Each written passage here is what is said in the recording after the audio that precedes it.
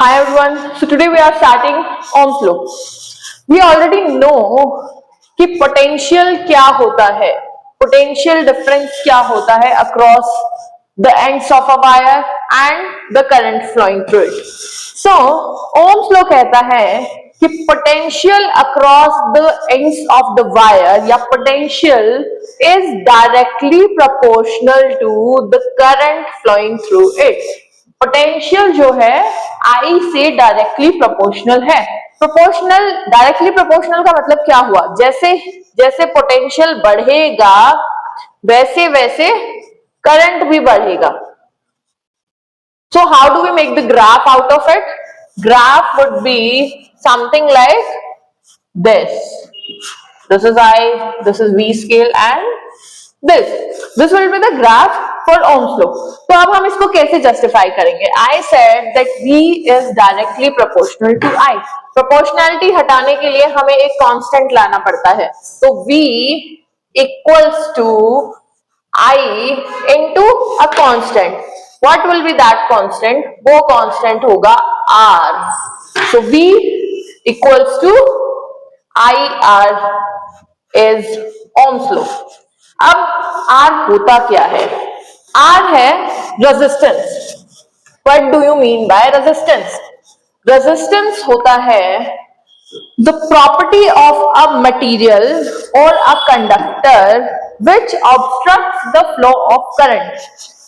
हो क्या रहा है कि एक वायर है, ठीक है, इससे करंट फ्लो होना चाहता है इस पॉइंट से इस पॉइंट तक, लेकिन इस वायर के अंदर कुछ रेजिस्टेंस है जो उस करंट को फ्लो होने से रोकता है, ठीक है. So the property of the conductor to stop the flow और to stay against the flow of the current is resistance. So what was resistance? Resistance is the property by virtue of which it opposes the flow of current. हमने पढ़ा कि resistance is like, resistance is R. What is the SI unit of R? R is ohm. SI unit of R resistance is ohm. Ohm ऐसे लिख सकते हैं या फिर ohm. We went through V equals to IR. तो इसका मतलब क्या हुआ? R equals to V upon I.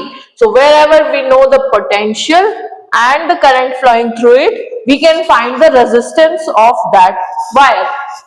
Now the resistance, so अब resistance, either the resistance is high or low. How does it affect the conductivity of the material?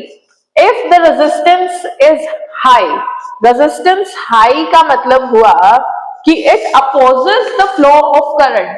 When it opposes the flow of current, it means it is a bad conductor. It means high resistance implies bad conductor of electricity. When the resistance is low, मतलब जो opposing force है वो बहुत कम है किसी एक wire में या किसी एक मटेरियल में, तो करंट बहुत इजीली फ्लो कर पाएगा. जब करंट इजीली फ्लो कर पाता है तो हम क्या कहते हैं कि वो एक गुड कंडक्टर ऑफ इलेक्ट्रिसिटी है. It means low resistance makes a conductor good.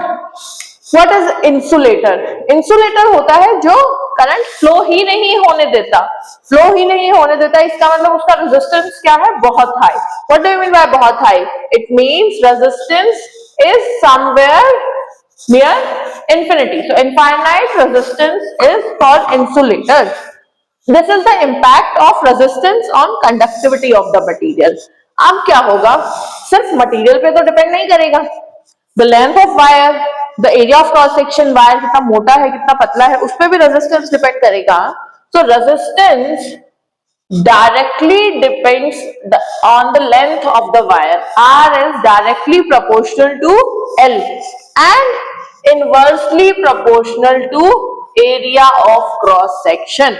इसका मतलब ये एक वायर है, इसकी लेंथ है L और इसका एरिया ऑफ क्रॉस सेक्शन क्या है? A. ठीक है, तो जितनी लेंथ बढ़ेगी रेजिस्टेंस बढ़ता चला जाएगा, जितना एरिया बढ़ेगा रेजिस्टेंस कम हो जाएगा। और एज वी ऑलरेडी नो कि हमें प्रोपोर्शनलिटी साइन हटाने के लिए एक कांस्टेंट लाना पड़ता है, तो वो कांस्टेंट हमारा यहाँ पे होगा रो into L upon A. What is rho? Rho is resistivity. This is resistance and this is resistivity.